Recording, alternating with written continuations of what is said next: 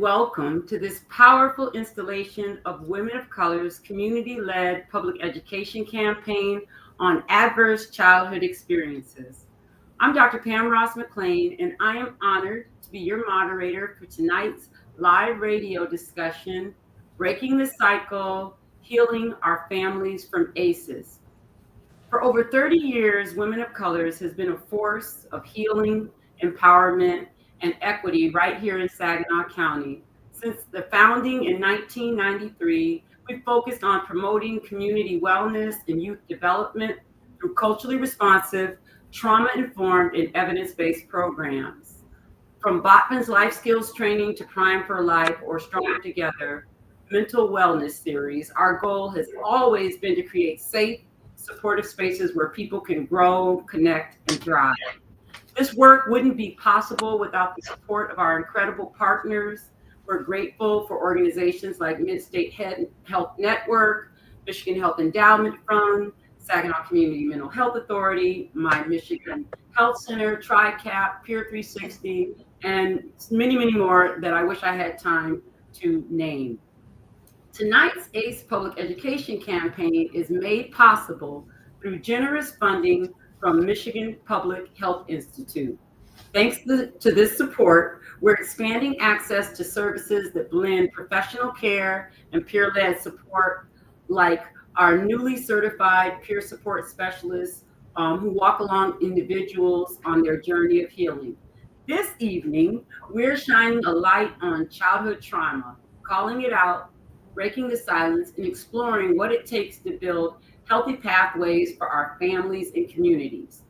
I am excited to be joined by an extraordinary panel of community advocates, leaders whose lived experience and professional expertise will help us unpack ACEs and explore what it truly means and how we can truly heal.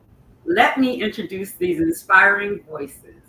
We have with us Teresina L. Jackson, author of The Code of Silence, Dirty Little Secrets, whose courageous storytelling gives voice to generational pain and lights a path towards truth and liberation. We also have Dr. Kai Anderson, a board-certified psychiatrist and nationally recognized ACEs expert, offering clinical insight and a deep commitment to mental wellness and trauma recovery. We also have Dana Simmons, master social worker, a passionate social worker and trauma specialist with hands-on experience supporting families through adversity and guiding them towards resilience. And last but certainly never least, Mr. Jimmy Green, a respected corporate executive whose wonderful personal journey reminds us that trauma knows no boundaries and that transformation is possible when pain is met with purpose.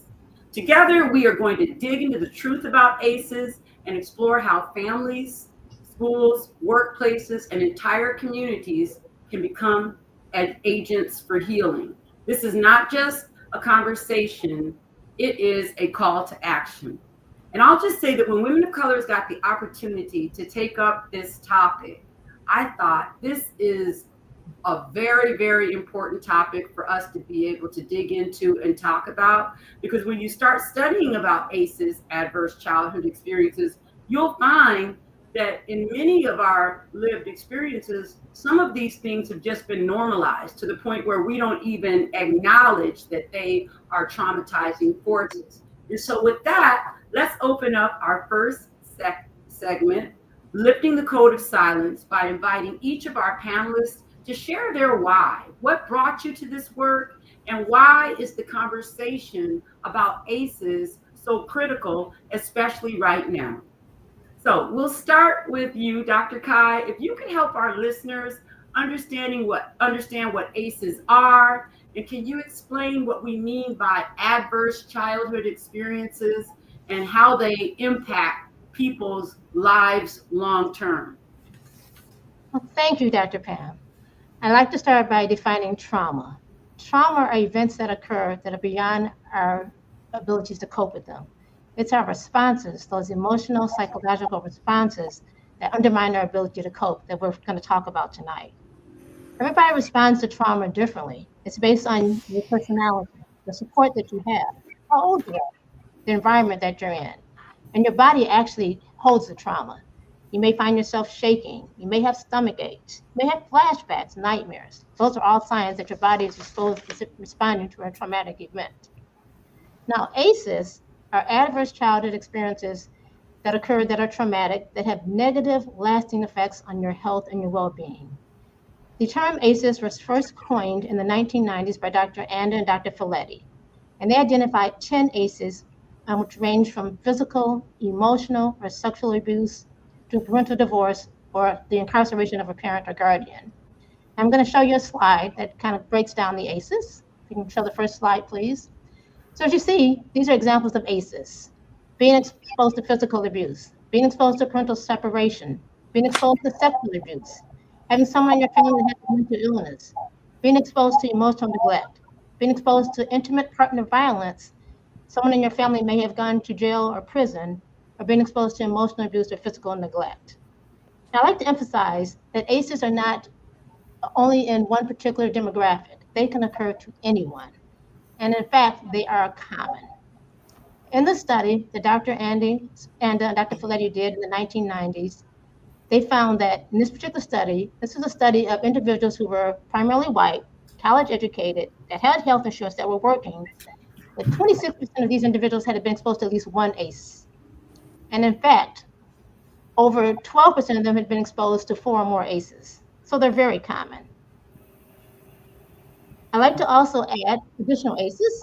And going to the next slide, this is a study that was done in 2012, 2017 by the Philadelphia ACEs Project.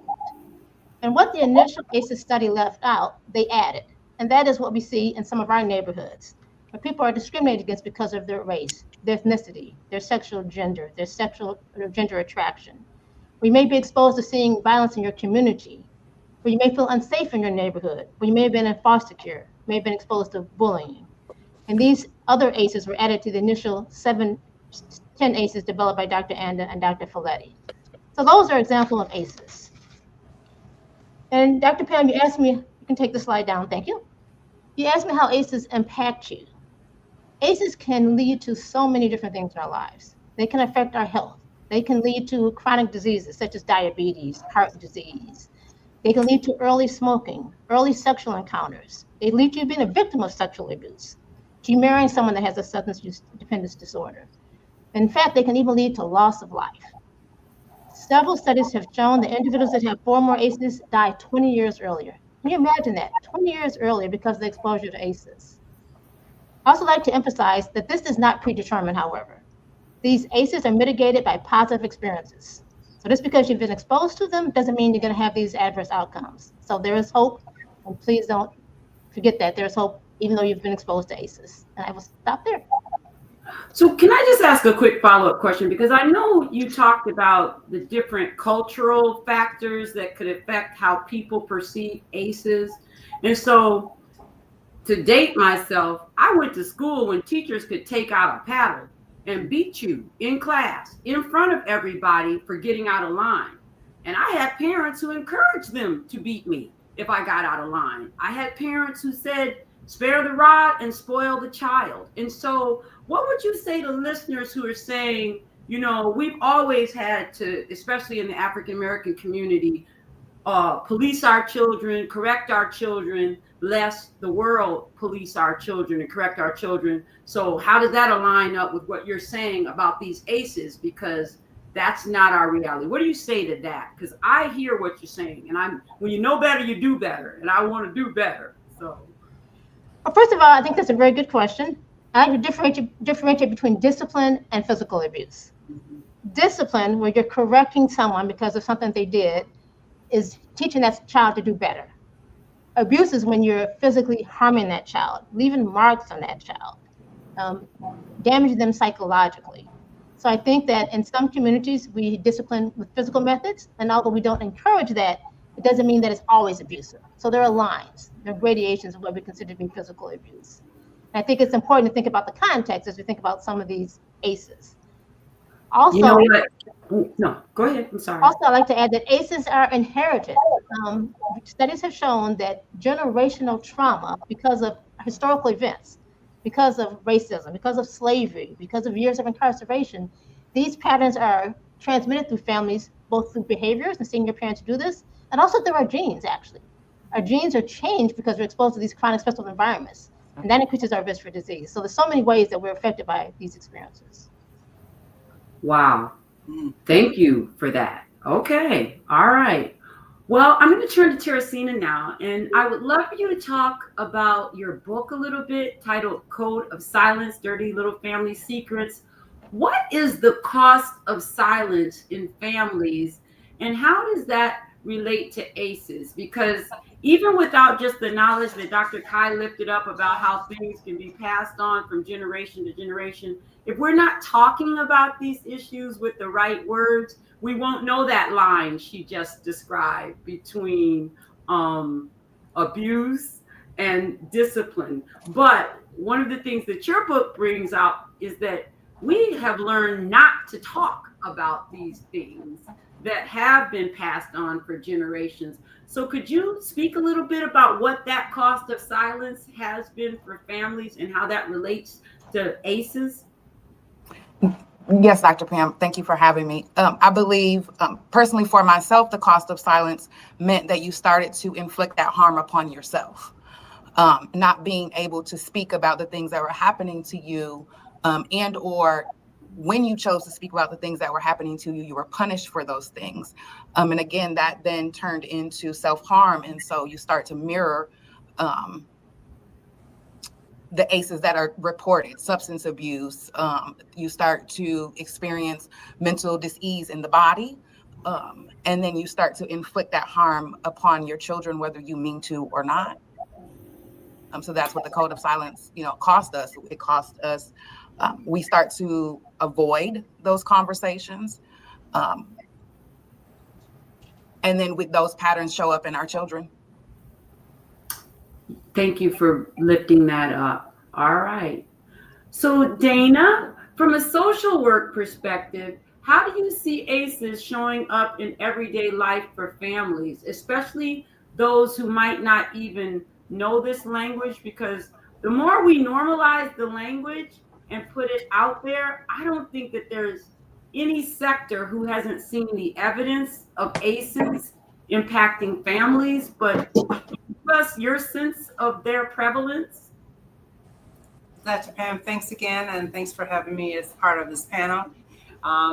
To the reference of your question, how do we see ACEs and how this show up through behaviors? As Dr. Kai mentioned earlier, it's behaviors. It's the manifesting of physical and mental behaviors and other, riskful behaviors, promiscuity, different types of things it takes on because of the maladaptive way that, the ACEs has caused us to, or caused individuals to adapt to the trauma that they've experienced. And then also too, based on the stages of life where that trauma occurred, it causes, and at any stages, it causes arrested development. And that arrested development is the emotional and the psychological level where the body keeps growing throughout all of the stages. There is, again, that person. So for instance, if trauma happened at age 5, the person continues to grow, but their ability to react is going to be that of an infantile perspective of a 5-year-old, because that at that time, from birth to 5, that brain is still developing, and it's developing synapses and things that are happening in the environment. So if that stops because of trauma, that is how that person is going to emotionally and physically respond to any similar life might occur. So it's so just understanding like the stages and the different things that are happening with children and what's going on and how to, to recognize that behaviors is the biggest language. Why that child can't sit still, if it hears a noise, if someone walks in, if someone wears a certain type of cologne and their abuser wore that cologne. So those behaviors, we have to start learning how to tune into reading and listening to behaviors because they don't have the verbalization to articulate the pain, the hurt, and it's confusing to them. So behaviors is definitely the language that's utilized, and that is become the common basis of how they're letting the world know something has happened, but I don't know how to tell you. Thank you. You know, listening to you talk about that as plainly as you did, it reminds me of growing up in the church. And I can remember once they preached and they said, children pay for the sins of their parents. And I sat there thinking to myself, well, that doesn't feel fair, you know. And I had that kind of mind as a child, and mouth got me in lots of trouble. But when you think about what we are talking about here, how you can have genetic predispositions based on trauma that has occurred in your family. I mean, that's heavy duty stuff to even know. So when we know these things, I think it helps us to not continue to perpetuate those cycles, but also to know what we're looking at and what is the source of those behaviors. But as all things, we don't, you know, where there is knowledge, there is hope. And so I think it's really important that we're having these conversations. So I'm going to turn now to Jimmy. Jimmy, your journey from childhood adversity to corporate leadership challenges assumptions to some extent. Can you speak about how ACEs have impacted your journey and why this conversation is especially important for men? Because, and I'll just add this caveat. A lot of people look at women as being overwhelmingly the object of adverse childhood experiences.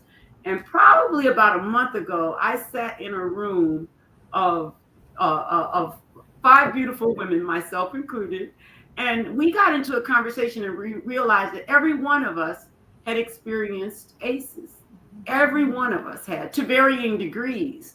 And they had impacted our lives in various ways. But we also knew that there was hope on the other side of that. And we had to lift up the fact that this is not something that males don't also experience. And so we appreciate you being able to talk about how ACEs impacted your life, but yet here you are, successful and advocating for empowering and educating others. It's funny, you know, the question how you got here, and I mean this sincerely.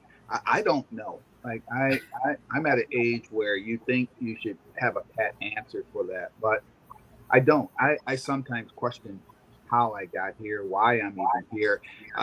There is a humility, and you're right about assumptions. I think people, when you say the word successful, and I come across very confident. It's a nature, but it's a shield for me. There is a humility in the way I came to this place right here. I started writing down notes, listening to Kai.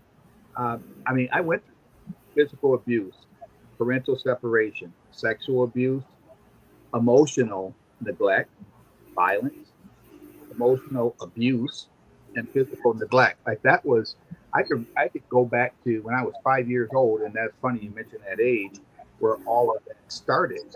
And when you're journeying through that, this idea that survival never crosses a 5-year or a 6-year-old mind. You don't even know what's happening to you. What's funny about that is I don't think I even knew what happened to me until I was old enough to understand what had happened to me. And by then, I think I was more worried about being more sociopathic than I was anything else. Because, when people talk about shutting down the things that hurt you most, it was the only way I could do that. And I will tell you this, and it's really ironic that when people ask me how you got here, there was this, I grew up with alcoholic parents. My mother was very violent when she got drunk, and she was drunk all the time. I was the oldest of 6. I had a baby sister. And so I always had this sort of protective thing. And I didn't know that at the time. And it's so funny. You should talk about how you got to corporate leadership, and you realize that your leadership started when you were protecting your siblings when you're 7 and 8 years old. So I used to always put myself in the way. When my mother got violent, I would hear it. I would hear her coming. And so I'd always put myself in the way of my brothers and my sister, and I would take her beatings. And by the time she was tired, she never messed with my siblings. And it's interesting because it just felt like that was the way to do it. But I also learned something when I got older. When people said, "So how did you get here?" I said there was a conscious decision that I made about my mother and my father, and I didn't want to be like them. And my mother and father's behaviors were always governed by alcohol. And it's ironic because of my personality. I've never had alcohol in my life. And people find that amazing, which is kind of terrible in a way, because I can never explain my behavior on it as a result of alcohol. So people know when I do and what I say is deliberate. But when you get to this place, it's still a discovery. And I know that sounds kind of weird. And when I talked about the code of silence, when you talked about that, that was my whole life. Like I was afraid of opening up and talking about the trauma and the things that happened to me because I was embarrassed about it. There was a shame I carried as if somehow I was responsible for everything that ever happened to me. And so you spend your life running, like hiding and, not letting people know all of this. You know what it's like for a man to admit that he's been a victim of sexual abuse? You know what that does to a male psyche, especially when you're growing up and keeping it real, being a man and all that. I mean, the idea that you would drop that shield and admit to something like that.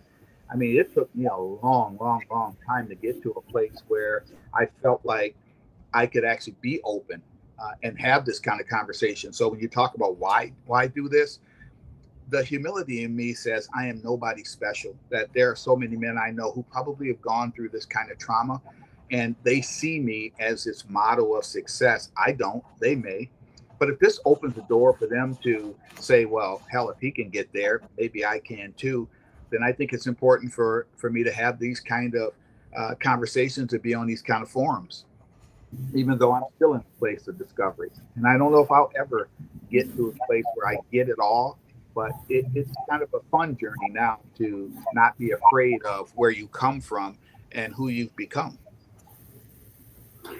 Well, I appreciate you sharing that because I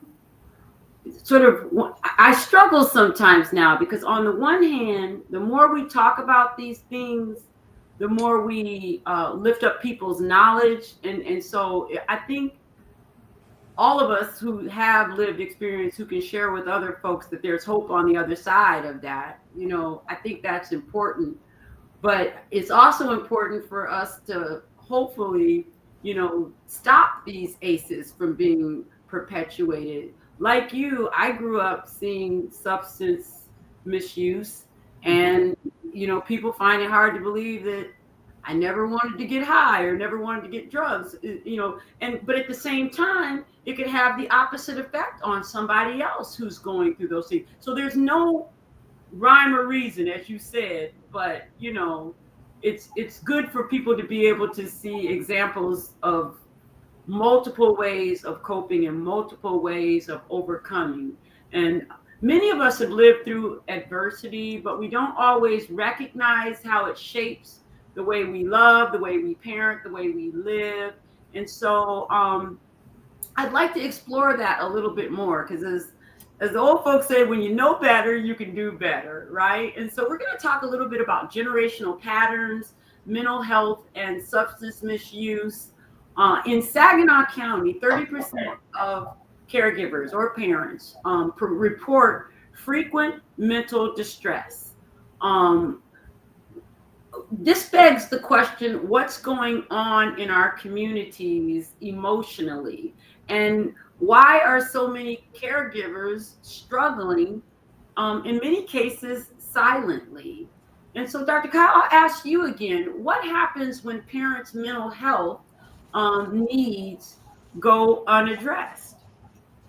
I'd like to start by talking about that statistic you just referenced. 30% experience mental distress. I think I experience distress because of what's going on in the nation right now. There's so many things that are going on that it's really hard not to have mental distress. But going back to your question about parents, our parents are the foundation. They're the base. And if that base has cracks in it, the family suffers. So we have to make sure that we support those parents. And otherwise it's a domino effect. For example, when Jimmy talked about his experience, Teresina talked about her experience, I can talk about my experiences. But when the parents are affected, the children don't really know how to respond to it. You know, as a child, you're just trying to make it through. You're just trying to survive. So as a child, you may act out, you may withdraw. That may cause the parent to have a reaction, and then the circle continues. The parent does something, you do something, and the circle continues. And essentially, no one gets better if no one makes that first step and says, I need help, my family needs help, something is going on. And frequently, as a psychiatrist, what I see, they'll bring that child in, they'll start talking about things, ask them questions about their upbringing, and they recognize, hey, maybe I can use some help as well. So I say, just take that step, talk about things, don't have that code of silence, and let's get the whole family getting some help. Thank you. Thank you for that. So, Dana, could you talk to us a little bit about whether or not you think that there may be a link between unresolved trauma and substance misuse across generations? Yes. There is truly a correlation when, as Dr. Kai mentioned, when things are not addressed and trauma is not addressed, you can't make changes. And when that foundation has those cracks in it, and as Mr. Green has indicated too, the things that are in that primary environment at that time of that child's development, it's going to have an imprint and a lasting impression on that child. So when there is heavy substance use or just substance use, and I wrote in my notes just to think about it, I said trauma and substance abuse hang out like wet clothes. They hang out together. And because of the trauma, the maladaptive behavior is formulated to help function and to cope with that. So then something is needed to numb those feelings or to keep those feelings at bay or to continue to suppress those feelings, because I don't have the tools and the wherewithal and understanding of my trauma enough to even talk about it. So if I could drink it away, if I could pop it away, if I can snort it and shoot it away, I will. And it becomes a way to just manage, and it becomes that maladaptive way of managing, but becomes the norm that is structured in that environment. And so it's a situation just finding out, that relative source of the trauma and addressing it. And it's hard for some people, and it's hard for families who, have not had or been exposed to the opportunity to even begin to understand. I can think about my parents, and I can think about my grandparents, and think about some of the things that as a kid I saw, and didn't understand why that one particular uncle who came back from Vietnam, he acted the way he acted, why those things were the way they were, and why was, you had to know a certain way to approach him because you made too much noise. It was just the behavior, the maladaptive way that he dealt with trauma. And again, substance and what I saw in my early environment was oftentimes used as a Tylenol to take away the pain. And that's what it did. But it was always, temporal. It was always a temporary situation solution. And it took away the pain, but it also created other things because that avoidance is always there. And trauma is kind of like the boogeyman that's always poking you, will always let you know I'm still here. So what you going to do? So it takes from one thing, you got to get stronger. You start moving on and using more and more and more, because as you go through that life cycle, that inability to deal with whatever that trauma was, let alone the crisis and the ebb and flow of life, it adds on to it. Trauma just is like a big old garbage can. It just keeps collecting and collecting and collecting until somebody closes the lid and say, okay, enough is enough. I'm glad that we've gotten, I'm glad that we are shining a light on the fact that similar traumas affect people differently. There's no one size way of people responding to trauma. And I try to be very mindful of that. Some people will see a bad example and they will become worse than the bad example. They will outdo the bad example. And other people will see a bad example and they'll go in the complete opposite direction. But clearly, both parties are dealing with unresolved trauma. And so, Teresina, you've written about your lived experience. Could you talk about some of the things that your family's generational story, how you were impacted and how you were able to take that narrative and turn it in a way to heal your hidden wounds, if you will? Yes, ma'am. Thank you. What I thought about is that me and my brother grew up in the same household, but we're having different experiences in life. I traveled a very different journey than he traveled. Our mother was addicted to drugs for as long as I can remember, whether it was alcohol or a substance of some sort. We were experiencing her different. I realized that in my experience, my mother's addiction turned into mental disease in my body. As a small child, I could recognize what was happening in my household. I had somewhat of a voice at some point in time in speaking out and what was happening, and then the code of silence. And you begin to get silenced with shame and punishment. You begin to be called crazy and a liar. Somehow their traumas turn into your traumas. You become the scapegoat. And so I was being seen in mental health institutions as though there was something wrong with me. And I was pointing out that there was something going on in the household. And at that era in time, it just, it was able to fall upon deaf ears. And so I spent a lot of time being diagnosed with different things, but no one never necessarily dealing with those unresolved traumas. It took, like Dr. Kai said, and even Mr. Green said, until I got older to kind of understand that I wasn't crazy. I seen what I seen, but I began to mirror those same things because I didn't understand what was happening in my body. When you talk about the hidden wounds, I didn't understand dysregulation. I didn't understand that the inflammation, that was the pain that I was experiencing on the inside was, that mental health. That unresolved trauma. As I got older and started to heal, I could reflect back and starting to look at how my grandmother parented, or how my father behaved, or how my aunts and uncles interacted, or certain things that happened to me that I could see happening to my cousins. And I could start to make sense of, oh, this is addiction.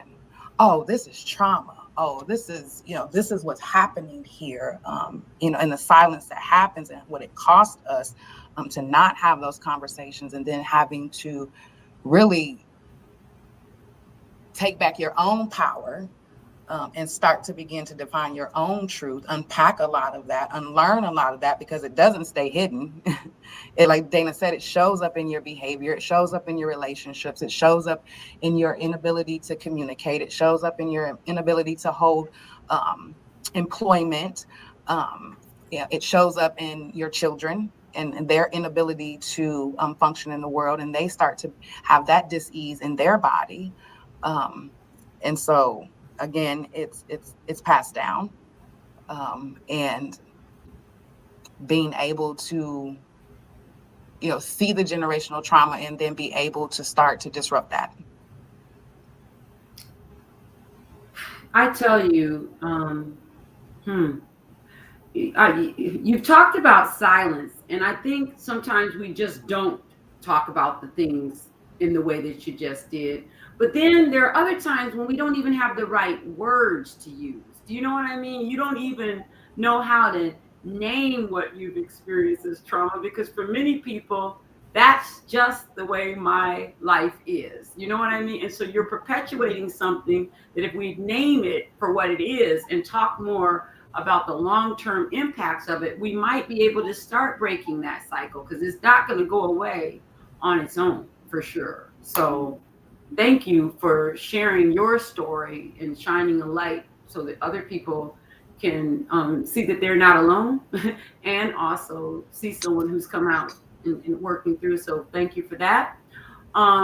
Jimmy, I know you said you don't know what you did to get where you are, and I can respect that, but I would love to hear about what gave you the courage to tell your story in service of others, I guess you could say, because as you said earlier, very few men want to join the Me Too movement, or very few men want to say, you know, I experience the kinds of things that we call ACEs. And as a mother of two sons, I've come to realize as I have awakened that just because I have boys doesn't mean that I don't need to watch out for my boys in the same way I would if I had daughters. We have so many stereotypical ways of thinking, but a lot of men don't share those vulnerabilities. So could you say more about your what gave you the courage to not only tell your story, but to chart a new course? Because to say out loud, I don't drink because, you know what I mean? And there's a lot of people who feel that sentence is by saying, I drink because, and you know what I mean? So could you say a little bit about that? Because that's intriguing. Yeah, you know, it's funny. It's hard for me to get to one place without talking about the genesis of how I even got here, to tell you the truth. And you know, I was 7 years old, and this is something that didn't even get resolved until 3 years ago. So I spent 54 years of my life in secret. I was 7 years old, and I watched my mother kill my uncle. And I was sitting on the stairs New Year's Day, and they were arguing, and they were drinking, and everybody was drunk, and I couldn't sleep. And to this very day, people talk about my sleep patterns, and I have terrible, terrible sleep patterns. And I heard them arguing. I climbed out of bed, and I went to the steps, and I could look up, and I looked up over the stairs because we were on a 3-story house. And I looked up, and they're yelling, and I literally watched my mother push my uncle over the railing. He subsequently fell, broke his neck, and died. And everybody ran down. I could hear all this screaming. And my mother was the last one, and she saw me on the steps. Everybody else ran past me. And my mother grabbed me by the throat. And she saw me, and she said, if you say anything, if you saw anything, I will kill you. And she ran down the stairs. That was the first or second memories I ever had as a child. And we grew up in the projects. We were at my grandma's house when that happened. And we grew up in the projects in Flint. Just terrible poverty. I mean, I had the worst childhood you can even imagine. And sometimes people just find it almost hard to believe. My kids really do. Like, my kids had no idea of how I grew up, and they are so far removed from it. It's difficult to have my kids understand me. Like, they can't. And that's always been a hardship for me. So you talk about how I got here. I was thinking all the mistakes that I've made along the way was this suffering and silence thing. And that's why that book you talked about, that Code of Silence, I'm telling you that. When I saw the title, I was like, oh my God, it's like been the trademark of my life. So I created all these things that I wouldn't have to, where I didn't have to deal with that lie, that secret, that family secret. And I thought about all those different things. And I thought about, when you talked about how you got here and what generational patterns, it was a lot of those things. When I said I didn't drink and alcohol, I want you to think about that for a minute. It was a year later, my mother decided to leave us for the night to go get a job. It was a year later, she came back and got us. She moved to California. We were stuck with the neighbors, me and my brothers and my sister. That's where we got traumatized and we were treated like servants. They were older than we were.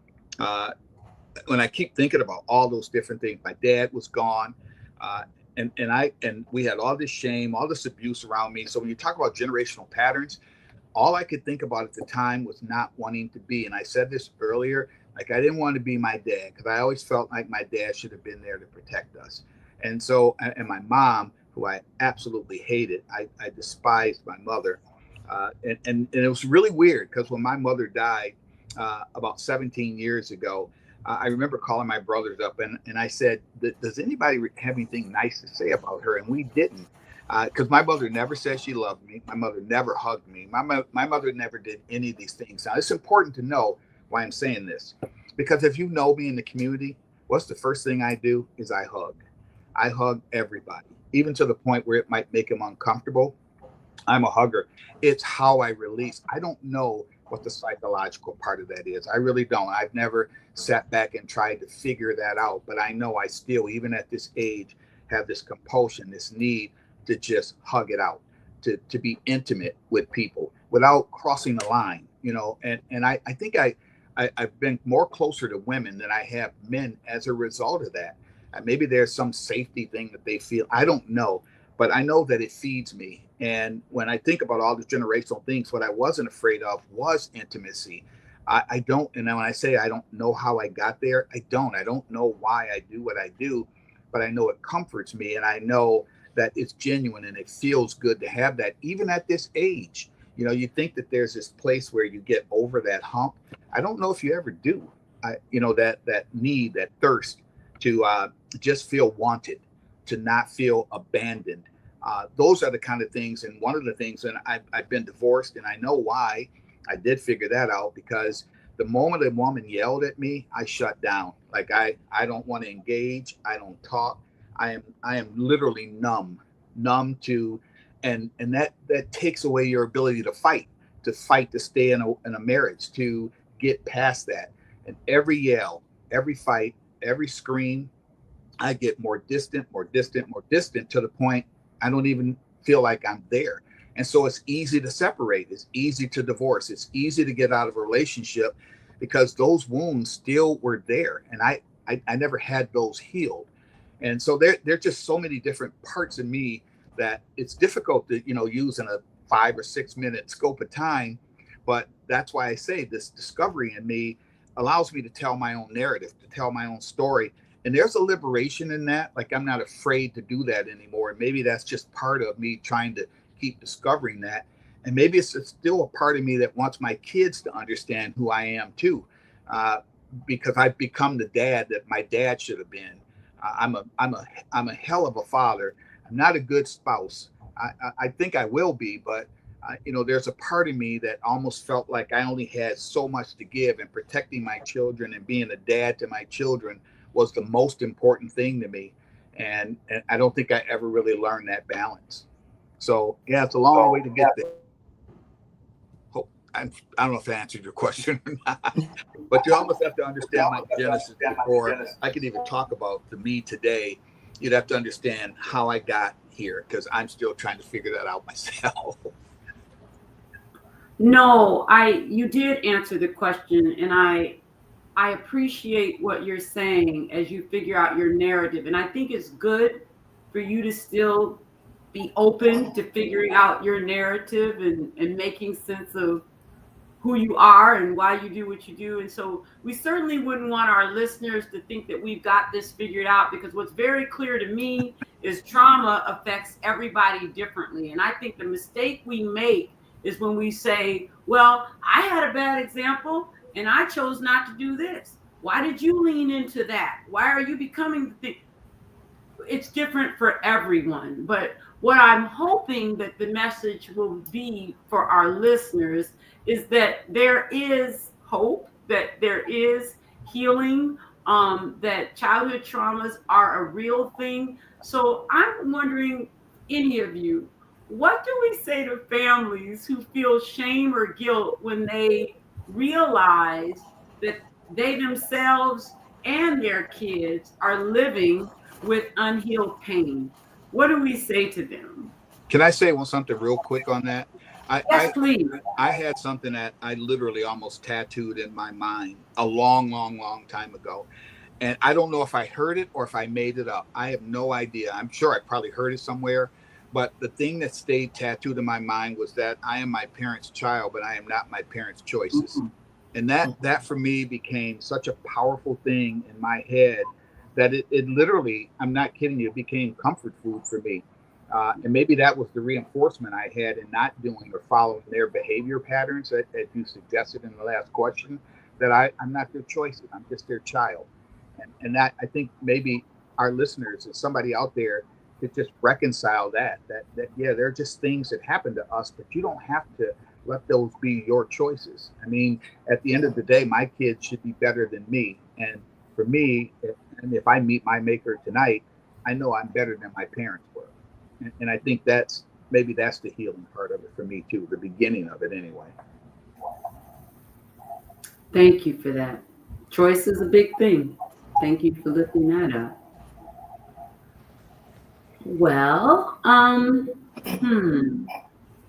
Well, our next segment actually talks about pathways to healing and resilience, because we do realize what we've said earlier, and Dr. Kai, I don't think we said any better than you did, that we can inherit trauma. We can have genetic precursors, to use the words you use, that affect us, but we can also heal. And so, Dana, can you maybe break down a little bit about what a protective factor is and how we can be a buffer for that trauma? If you recall what Jimmy just got through saying, yeah, that was powerful, Mr. Green. I would make sure that my kids didn't experience what I knew way too much about. So could you maybe tease out for our listeners what those protective factors are that we can do to, offset or mitigate or make sure that ACEs aren't taking root? No, for sure. And as I said earlier, I mean, Mr. Green, what you said is right on point, because those protective factors that are in society, and oftentimes there's about 5 that are usually identified, and that's parental resilience. And that kind of goes back and speaks to what he was speaking about, is parents who have, and then as himself, he has learned, how to cope and understand what trauma is and learn to address it, so that, again, you can't teach what you don't know, and you can't share and provide experiences if you haven't had the experience to work through it, to identify it and work through it. So parental resilience is definitely learning how to cope with the stresses of everyday life, the ebb and flow of life, the highs and lows, and then just being able to model some behaviors that are consistent, but provide a safe space for conversation. The other one is social and emotional competence of the child, and that's often received by, it's the children receive that by that parent who have practiced the parental resilience and have come to understand what that is all about. And that is just, being able to teach your child in a very nurturing environment and allow positive relationships to formulate so that they can ask questions and it be a safe place where correction can come in and correction can stay, as opposed to it being punitive and then, made to feel shameful for having experienced it or, anything. So it's a platform which allows the parents to foster that type of, I will not allow you to be like or experience what I went through. Parental understanding of childhood development is another one that's really, really, really important. And I see this in a lot of my work, is that when individuals are having children and then it's at that stage of growth and development, they really do not understand what is happening in the developmental stages, how the mind and how the body is formulating and how things are happening and what's happening. And so understanding child development also will help you to adjust when that time for parenting skills to adjust as they enter those stages. So you cannot sit and, parent a 13-year-old like a 5-year-old, because there are different stages in developmental behaviorals that they're experiencing. And so understanding, and again, having that social emotional competence and an environment that allows them to come and talk and come and learn, and then be able to practice that new learned skill so that they can understand as things change in their life. The other is parental support, and that is just having a network of people to help support you. How about creating those villages? We don't hear of individuals creating those villages of people, to assist them. And I know for me, when I moved to the States and moved to Michigan and everything, it was really important that I start to develop a village because at that time, moving from one country to another and with a small child, I really had to learn how to depend on others. And a lot of times it's not easy. But when you are given a safe space to adjust and to learn what you need, and that allows you to have the voice to ask for what you need as well. And so with that, and when I say that village can consist of, definitely structured by the parental, structured by the parental values and morals that are structured, then also programming, such as after school programming, different community things, Boys and Girls Club, Girl Scouts, Boy Scouts, neighborhood rec centers, and things that really embrace the value of keeping children safe and allowing children to have a space to experiment where they are in their developmental stage. So those protective factors are very important. And then also in those factors, consistency and formulation is also positive experiences, creating positive childhood experiences, PCEs. And those are the things that also, will help when trauma happens, or if trauma has happened, to create a different, brain connection. So, it's so important. It is so important how we see things and how we disseminate and teach, those that we're connected to. Thank you. Thank you for sharing that. Especially in the sense that parents don't have to do it all by themselves. It does take that village. And of course, you have to make sure that all the villagers are on the same plan for how to support and nurture our young people. Some of the comments that have come up is just letting people know that there is support out there, that there are groups who want to help with that, supporting and nurturing our children. And so a lot of times you use the word resilience several times. And Dr. Kai, can you share a little bit about the science of resilience and what our brains do? What do brains need to recover when they have been experiencing trauma?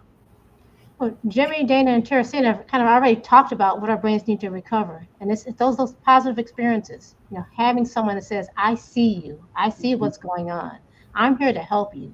It could be your grandmother, it could be your neighbor, it could be your teacher.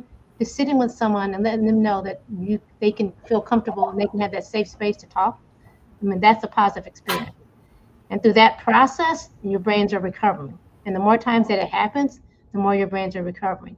So we take those as normal everyday experiences. Everybody doesn't have access to those normal everyday experiences. I see a question in the chat from Vicky. If you see a child and they're suffering, smile at that child. Let that child know that you have your safe space. And maybe that child will come and talk to you about what's going on in their home. And the other things that are really helpful are just enjoying life, dancing, those rhythmic experiences, yoga, drumming, exercising. All those things reset our brains and help our brains to function in a better way. Walking, spending time with your family, rapping, all those things are positive experiences. You're muted, Dr. Pam. Oh, okay. I muted myself that time. So thank you. Thank you for sharing those things, because a lot of times, I really got fascinated by brain research a while back. And so sometimes we can think of the need for recovery to be this heady thing, but the way you just explained it, it's just giving yourself time to decompress and do happy things. And so on that note, Teresina, can you talk a little bit about your path to healing and how writing played a role in your transformation? Dr. Pam, for me, I feel like I've always been on the healing path in one way, shape, or form. At a young age, I just didn't understand what that path was. I can remember, and I tell this story being 15, where I did start to understand that I wasn't my parents' choices and that I could make a different choice. I started to see the choices I was making. I was my mom. I could see my mom in the mirror. And it was like the first dose of accountability. And I feel like accountability opens up the door for some awareness, some acceptance, some acknowledgement, so that you can start taking some different action in your life. But unfortunately, at a young age, I still wasn't in the environment to really cultivate that. I reached out to Saginaw County Mental Health at 15. That was my first experience of helping to heal myself. And then at 19, I reached out to Alcoholics Anonymous to start to acknowledge that I had been doing some things and abusing alcohol. And then I spent some time in that lifestyle. And then I started to understand that it was something deeper that was going on with me. And it wasn't just the substance that I had given so much power to, because I was still hurting on this path to healing. And I didn't quite understand. I was going to therapy, traditional therapy here and there. But what really set the tone when I was 32 years old, I got arrested. And the arrest was a blessing. And I could immediately see divine intervention in my life. And I started to understand how to better take care of myself. I started to understand how to get honest about who I had become, so that I could heal, so that doors could open up for me.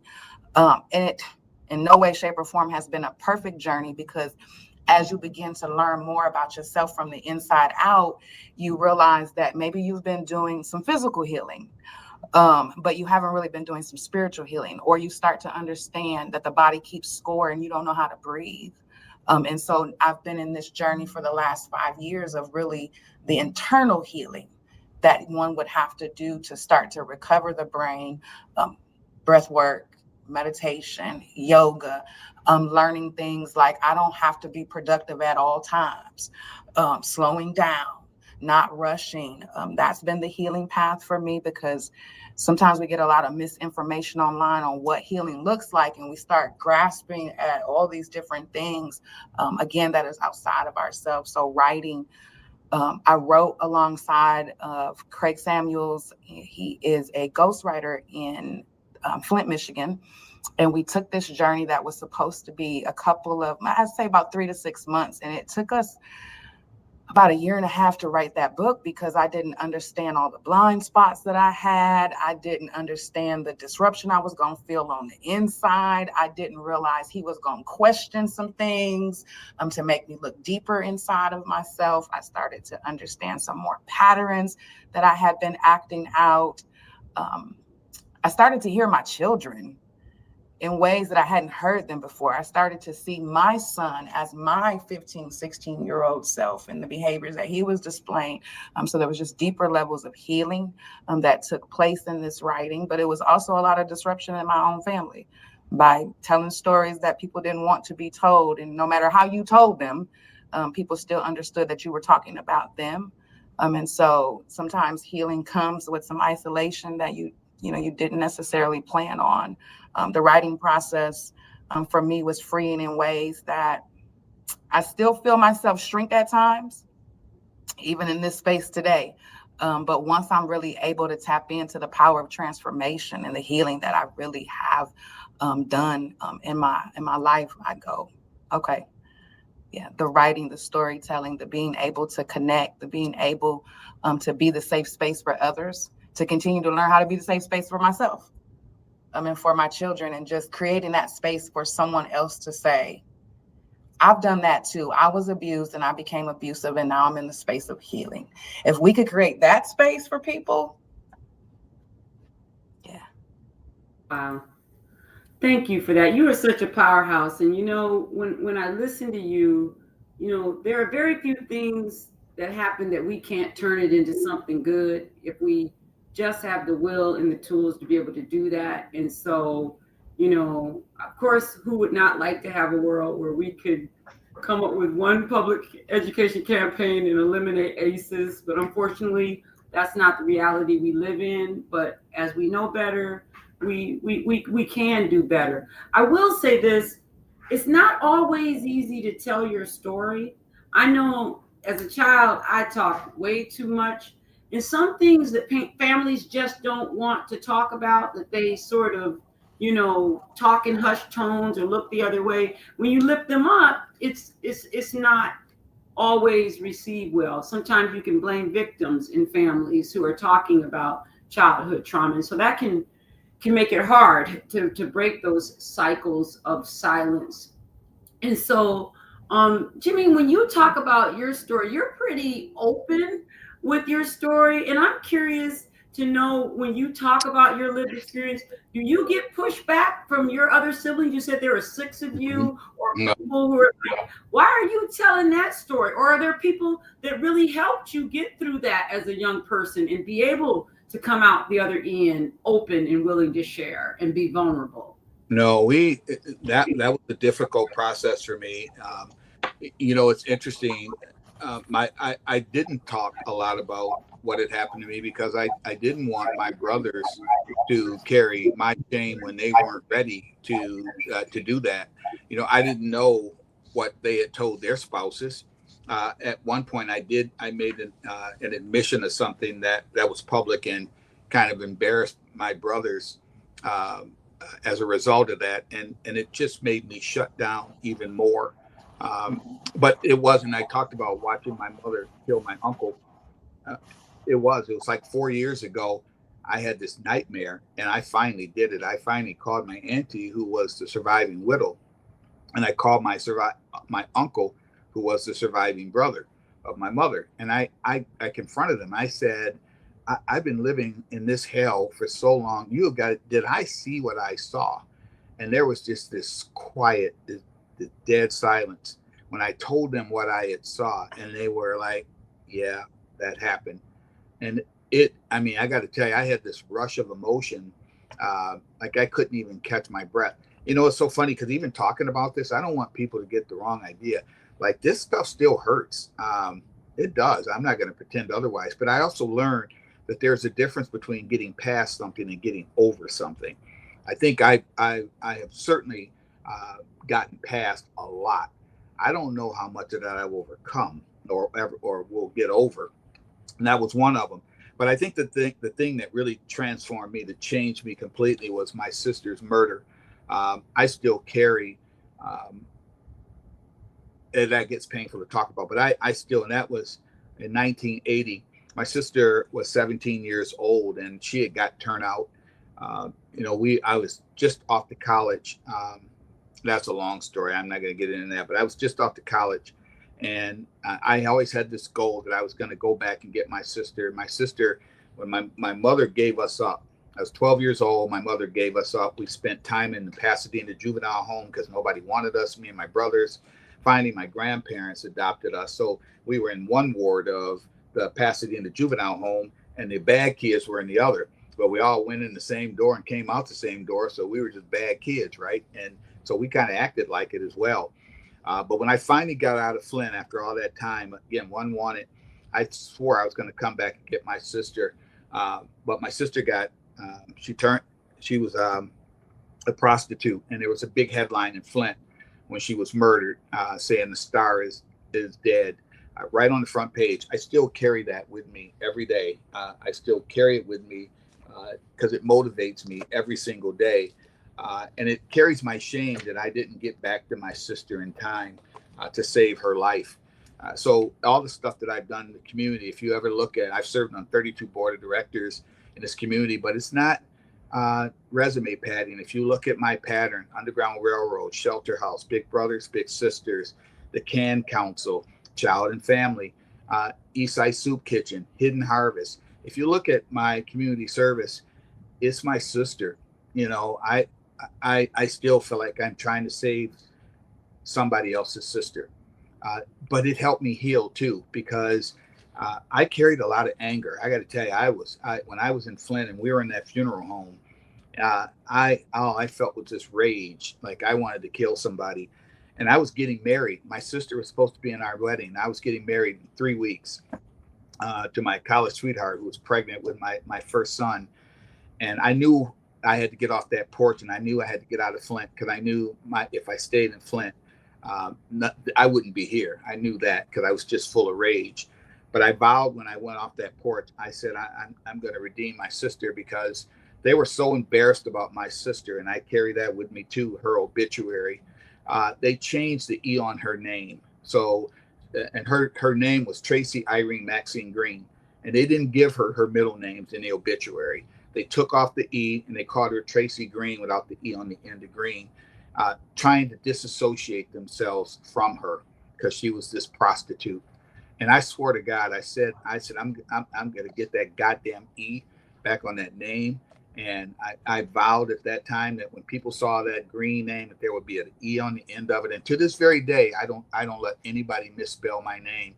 If you spell my name without the E on the end, I will correct you, send it back to you, and you put the E on the end of my name. People know me, but they don't know me. They don't understand me. And you have to understand me to know me. There are people who make a lot of assumptions about me, and that's my fault, because I show them what they want to see. But they don't get to see the real me. The healing part of me was understanding my parents. That's how I finally found this liberation. I went back and I thought about my parents. My mother was 16 years old. My dad was 17 years old. My dad used to sing with Smokey Robinson. Before they were Smokey Robinson and the Miracles, they grew up. And when they were traveling, and when my father got my mother pregnant, my grandmother, my paternal grandmother said, "You're not having a bastard." So they forced them to marry. I was that child.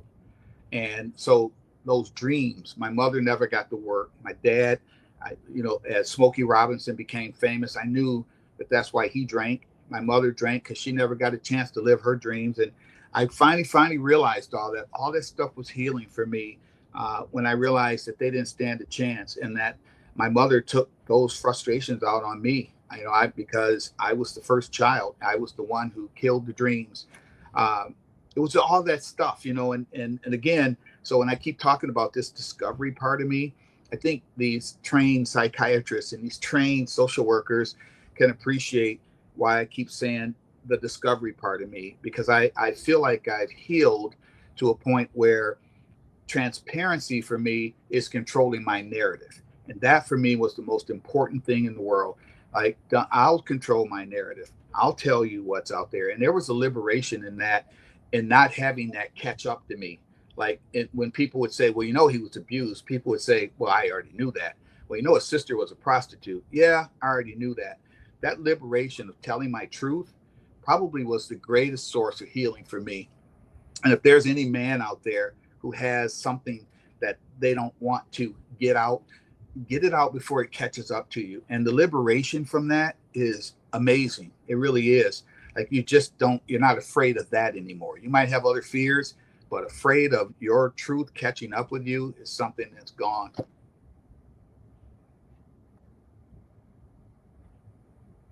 You muted yourself again. You're good at that.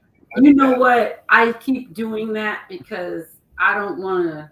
I have a large dog at home who is making a bunch of noise. And I don't want to abuse him because he won't be quiet. But you know what? You all have just shared so much about just not only how ACE impacts us from a clinical perspective, but from a lived perspective. And I'm just so happy that we're able to shine a light on ways that you can heal, that there is hope, And while we've shared some of our individual experiences, I would like to think that we can sort of transpose that individual journey onto our larger community. And so I would really like to shift a little bit and talk about collective healing and what role does community play in it? Because again, sometimes when we almost normalize or accept behaviors that are not protective, that are not useful, and we just perpetuate cycles. And so my hope is that we're going to interrupt the cycle, and that we will use community and culture and connection to help address some of these traumas that are just not going away if they're going unaddressed. So I'll throw out this question to any of the panelists.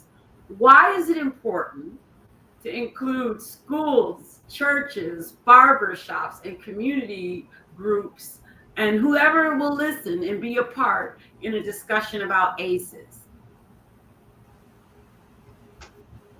Before I answer that, Dr. Pam, I wanted to respond to Jimmy. I thought your story was so beautiful. It was transformative. And one thing I get concerned about as we talk about ACEs, that we're talking about people being victims and what they've gone through. And it's so important that we allow each individual to tell their story the way they want to tell it. They have to reclaim that narrative. That gives you the power to change your life, and it actually helps us as professionals to know how to continue to help you. So thank you for sharing that. I'm sorry I didn't really answer your question, Dr. Pam. I had to respond to that. Oh, yeah. I'll restate, each one of us is different. Do you know what I mean? And I'm glad that we have people who are willing to tell their story, to face it, write books, write poems, be empowered. But there are other people who choose to advocate in a different way, and you'll never maybe know how their advocacy is showing up. And so I guess I want to talk about how we heal as a community and how we accept each of us where we are, and what can we do in our own, even if it's just ideas, what can we do if we know that ACEs are impacting our community at large, and they're showing up in school, they're showing up in work, they're showing up in relationships, they're showing up in the hospitals and the family. Like, what can we do as a community so that everybody can be a part of breaking these cycles in their own way, in whatever they have to give? Well, go ahead. I just think creating those safe spaces, recognizing the differences, but yet the similarities in which we all kind of are attached to in some ways, but providing places for individuals to allow, as Mr. Green said, be vulnerable, tell their truth and tell what happened to them without being punished or being looked upon and looked down on because that happened to you. So I just think those places, the schools, the churches, the barbershops, you get more barbershop psychiatrists and psychologists, and same as the cosmetologists as well too. You get those clusters of individuals that come together and talk about things, maybe in a roundabout fashion, but for some reason that semblance of feeling safe to say how something is at the barbershop or at the beauty shop, again, just giving people the grace and the mercy and the place to be safe to talk about that narrative and to control what they want said and done regarding the narrative. Yeah, I think it's important to make Black men understand, and maybe even men, period. But we're talking to predominantly a Black constituency, and to me, like you have to, and we have to do this. There's a thing in me that makes me the strongest person I know, and I know, and the humility in me is I'm nobody special. Like, I'm just one of hundreds, thousands like me, right? But the pride in me is that I don't have to worry about how I'll get through hell because I've been there. Mm-hmm. I also know a perspective, and especially it's important for men to understand what a bad day is. Like I have, and people talk about my personality, I'm always bubbly and all. Well, I have bad moments, but it is rare that I have a bad day. And when people understand what I've been through in life, and I'm not alone, these Black men that I know personally who have had hell in their lives too, it gives you a different perspective. Now, some people would call it resiliency. And it probably is that. That's a good word for it. But perspective is critical. When you realize what you've come through, the stuff you face today, a disgruntled worker, you didn't get a raise. I mean, those kind of things, those are the kind of things that are so minimized when you consider all the hell you've been through to even get here. And you keep, and Dr. Pam, you kept asking me, how'd you get here? It's through those pathways where that stuff doesn't matter. That stuff doesn't keep you derailed. That stuff, like, you just feel like for me, honestly, I'm surprised I'm here. Like, it stuns me sometimes. I pinch myself when I'm in a room full of important people. I've been in the White House. I've been around these important legislators and all that. And I got to tell you, seriously, I pinch myself all the time. Like, sooner or later, I still have that kind of thing. Like, somebody's going to figure out, what the hell is he doing here? But I think that's the thing we need to talk to men about, because I know I'm not by myself, and encouraging them to have that kind of pride about the fact that they're even there. They're in the barbershop. They're in these places where they're not in jail. They're not in prison. And I know so many of them have come through a lot of different rough spots, and we need to encourage that kind of thing. To me, like, it's not shame, it's pride. You need to change. It's not shame, it's pride. Like, don't be ashamed of what you've come through. Have pride in that you've come through it. That's how we need to change this narrative. I'm off the soapbox. So changing the narrative, and I'm thinking hard and long about this, because Dr. Kai, you talked about how long we've been knowing about adverse childhood experiences, and as a fellow academic, I'm always interested in research and what academics are teaching us about. And so we know adverse childhood experiences existed long before someone coined the phrase adverse childhood experiences, and then told us about PACEs and protective factors we can put in place. But there are times when I feel like we've got more knowledge than we've ever had before, but we still aren't making the progress that you would think one would make when you have the knowledge, when someone's named it, when you've talked about things. And I'm not ashamed to say it. I grew up raising my kids the best way I knew how, and I raised them the way I was raised, because that's what I knew how to do. And I can't tell you how many times my beloved mother, who is now 91 years old and I love, her advice to me was, you don't beat those boys enough. You know what I mean? That's the problem. You don't beat them enough. Now, the stuff that my mother would have thought was just good old parent, and don't get me wrong, I was disciplined, not beaten and abused. I know the difference.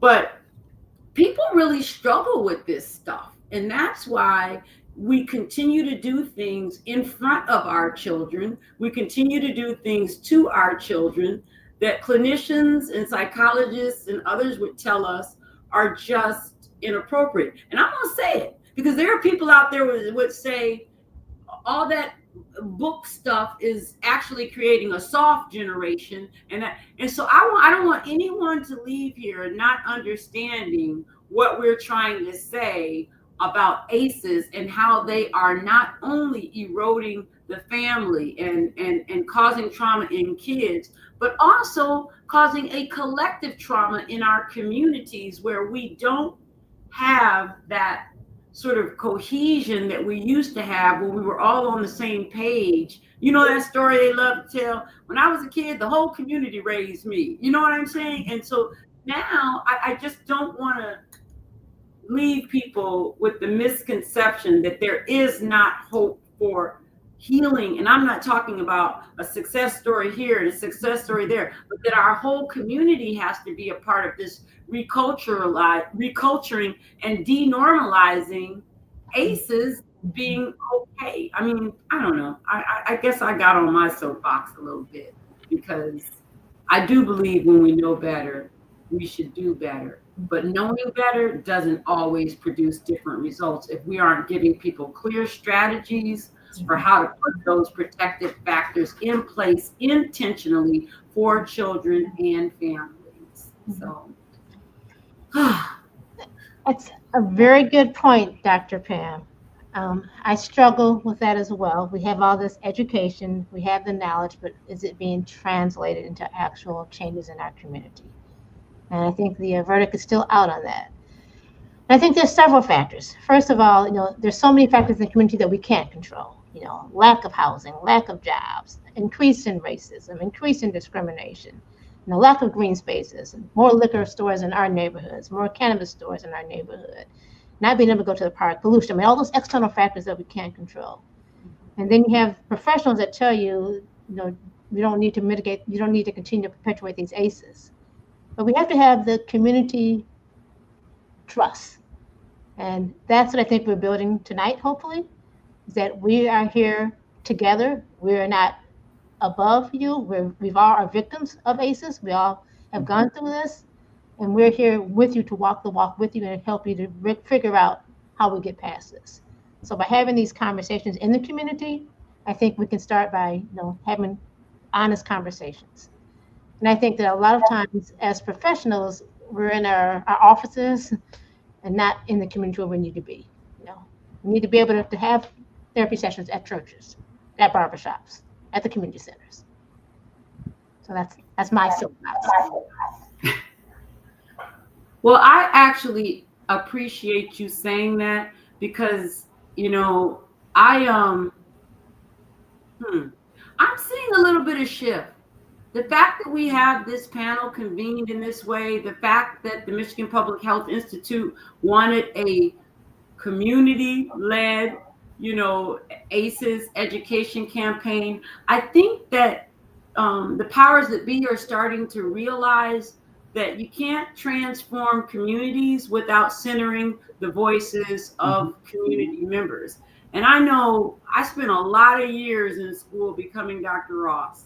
And I quickly learned many years ago that if I didn't immerse myself in community, you'll get out of touch with the communities that gave birth to you. You'll start thinking that the ways of thinking, the ways of researching, the ways of creating knowledge in higher education somehow are, have more credibility than listening to the people. And so I appreciate you saying what you're saying, because in as much as we've thrown lots and lots and lots of money into interventions and education campaigns, when we're not seeing that we're getting a return on investment, we have to go back to the root cause and say, are we actually enlisting the voices, enlisting the lived experiences, meeting people where they are instead of expecting them to come to us? And so hopefully this conversation will begin to get the word out so that people can have this conversation in multiple places in the community where they can take root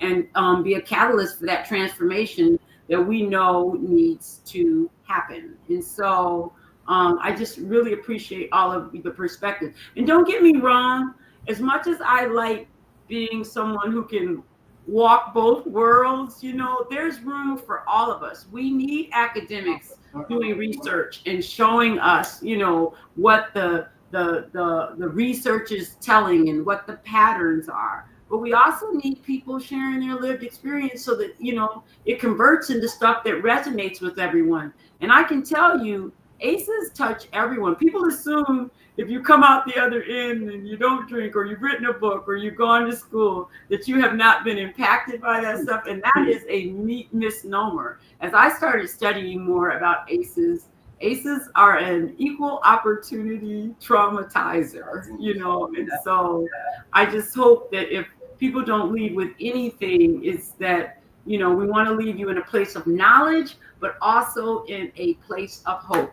So as we march into our last segment and we begin to talk a little bit about what parents listening or caregivers listening to this education campaign might need to know if they feel stuck or afraid to ask for help, what are some things that they might, that we might wish for every caregiver, every community member to understand about trauma and healing, because this is definitely work that needs to be done across the entire community. So Dr. Kai, what would a trauma-informed Saginaw look like from a systems perspective. And I think you hinted at it a little bit before when you talk about shifting where we do business and how we meet people where they are. But are there other things that one might expect to see in a trauma-informed Saginaw from a systems perspective?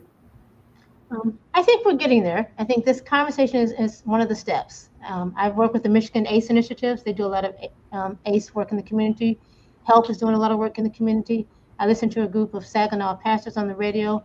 They're working with youth that are involved in the justice system. They're doing work in the community. So essentially, a trauma-informed system in Saginaw will be every system looks at individuals with a trauma-informed lens. For example, that child that keeps getting in trouble, asking that child, what's wrong with you? Ask that child, what happened to you? Or what is happening to you? How can I help? That individual that can't keep a job, ask them, what are your barriers? How can I help you keep that job? Individuals that are involved in the criminal and juvenile justice system, individuals that are involved in drug court, they should all have trauma evaluations to find out why are they involved in the system? Why are they involved in drug court? What kind of obstacles have they had in their life? What kind of help can we give them? You mentioned schools. We need to have trauma, we're getting there in schools as well. We need to have trauma-informed care at schools. We don't need to send children home when they act out. We need to keep them in school and provide that safe space for them in school and find out what they need. So those are just some of the ideas about what a trauma-informed system looks like. And if I can just show the last slide, Julian. With 6 principles of trauma-informed care, that you have to have safety first. Individuals that feel safe, that feel that you care about them, they will talk and they will get help and they'll feel supported. You have to be transparent, as so many people have said today. If you're not transparent, if you're not able to talk about what happened, you're not going to be able to move past it. You've got to have support. It has to be a collaborative involvement with the community, with the providers, with the caregivers. And finally, individuals have to feel empowered and their voice has to be heard and it has to be their choice as to how they heal. And then it's so important that we don't ignore those cultural, those historical, those gender issues that contribute to the trauma. So finally, I like to say that a trauma-informed system, you can take the slide down, thank you, will have everyone involved in an equal way, each contributing to helping individuals to move through the trauma and to get better. Awesome. Thank you for that. So one of the things that we are planning with our campaign is that we will also be creating a newsletter where people who want to get more information about ACEs or do like a little self-assessment about ACEs or PACEs, they can get some more information because, you know, when you're armed with good information, I think it's easier to start to address these issues that we've been talking about. Dana, do you know of any other resources that families might be able to gain access to that would support them that in learning more about ACEs and PACEs? Well, again, I know they have, they do have some, there was some training at CMH at one point in time that was part of like the family resource center that they had there. So I don't know. I know since COVID, some things have changed and how that information is being disseminated that way. A lot of the other community areas that you've already mentioned, and definitely that's on our little runner down there. You got, you know, NAMI and the CMU behavioral health and community mental health.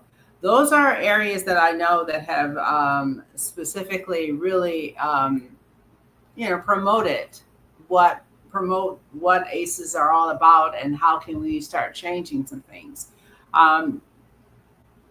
Oddly enough, and somebody will say, wow, DHS is actually instituting programming to also help with the changing that image of them, as well as making it more community oriented. And a couple of the programs that I'm a part of as well too, and that's the Neighborhood Anchor program. And that is a program that was been designed under the previous director, Jen Shores. She and a few of her administrative colleagues, they got together and came up with this Neighborhood Anchor program, which allows them to identify individuals, seniors in different community groups and community areas. And they're a point of reference for those young mothers and young fathers and young folks in the neighborhood, where they can go and get information without stigma or feeling looked down upon, and also be able to say, hey, this is what's going on. Because if you live in a neighborhood that is in tune with everyone, for the most part, you pretty much know what's happening in the houses across the street, next to you, and down the road. And so this is another way that, the revamping and the restructuring of DHS is also looking at how can we start to get the community to trust systems, but trust each other. So if you start learning and start providing a space where they can start to come together and talk and start, or have those porch conversations, that senior individuals in the chair and they rocking back and forth, and she comes and sits, young lady or young man comes sits on the stairs there, and then they're talking. It's that informal opportunity to conversate, that they're getting formal information that's going to help, to change their life. Help them acquire skills that they didn't have, help them to promote themselves and empower them to ask a question. How can I get that type of help? How can I seek out what I need to become a better person, become a better parent, as opposed to, use that phrase, that Karen, who goes and calls CPS. Yes, I see she's doing this to her child. She's doing that. Because you don't understand people. We may be brown and black people, but culturally we come from different origins and different perspectives of life. And others don't necessarily know that. So right away, that assumption or, the lack of understanding who we are, as Mr. Green said, just understanding me, then you can start to appreciate our differences. And that in itself is, the neighborhood anchoring program is really awesome. And I think that's a very forward movement for a big system such as DHS to be doing in the community. So I'm really excited about being a part of that, and definitely promoting as much as that every opportunity I get to let folks know there's things out here, and their systems are revamping because they realize that ACEs and the importance of PCEs and having just people come together and connect and talk, and people come together and not be judged, and lessen the umbrella of stigma for asking for help. All right. Thank you for that, because, there are resources out there, and we would never want folks to be underserved because they don't just know about resources. Of course, we know a big part of help is helping oneself too. You got to take advantage of resources. And so, Teresina, I'll turn to you and ask if what would you say to your younger self, or to a child that's listening who is growing up in chaos, about what they can do to weather that storm, I guess you could say? You're muted. Thank you. To a child in chaos, or even myself, my child self, you are not the chaos around you. You are not the yelling. You are not the silence. You are not the confusion or the pain. You are not broken. You are growing through something that no child should have to go through. And even in this chaos, your life matters. You deserve peace. You deserve safety. And none of this is your fault. Grown-ups are supposed to protect and guide you. You are not supposed to protect and guide them. When they don't, it is not because you failed. It is because they did. But you can still become everything you were meant to be. You are not alone, and you are deeply loved, even if no one has told you it lately. Wow. Thank you for that. All right, Mr. Green, what would you say to the men in the audience who heard your story, perhaps for the first time, and or young men who were listening who may feel invisible and are also living in various iterations of chaos. He said, I'm leaving. There he is. He's back. I'm back. I wish I had words, because like you said earlier, everybody is so uniquely different. But, I was thinking about that younger self and listening to Teresina. I was thinking about that because that's something I say to my kids too. And I always say to them that some of the best days of your life haven't even happened yet, to just keep them focused on a future for those men who are struggling right now. The liberation is within you. It really is, and I'm a testament to it. It's just uttering the truth. I had a great talk with a guy, Phil Ike, we call it the sidewalk talk, and I said to him, it's funny. You learn to lie.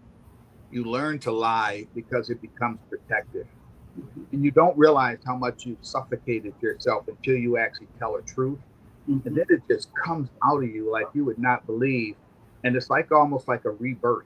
Like you don't even know who that is, but the discovery part of that and just being truthful about your life's experiences, who you are, how it hurts, that pain, all those things that control your own narrative. It is the most liberating thing you could ever have, but it also gives you a power, that power of self. And I said that earlier, and I'm going to keep repeating it. You don't ever have to worry about what's catching up to you. You already caught it. You've already, and I heard that word victim. I have to admit that I probably was a little bit overboard with not wanting to be a victim. When I think about my mom and my dad, it never worked. I've never been unemployed a day in my life. The poverty, hunger, all those things that I grew up in, I went out of my way to not have those things. But what I would help young men understand now is balance, balance, balance, balance. Because I was so focused on child, I ignored my spouse. My kids had never ever seen me hit a woman. They've never seen me drink, and those are all the things I thought were, the things I was supposed to do. What I didn't know was, no, you're supposed to show a woman love.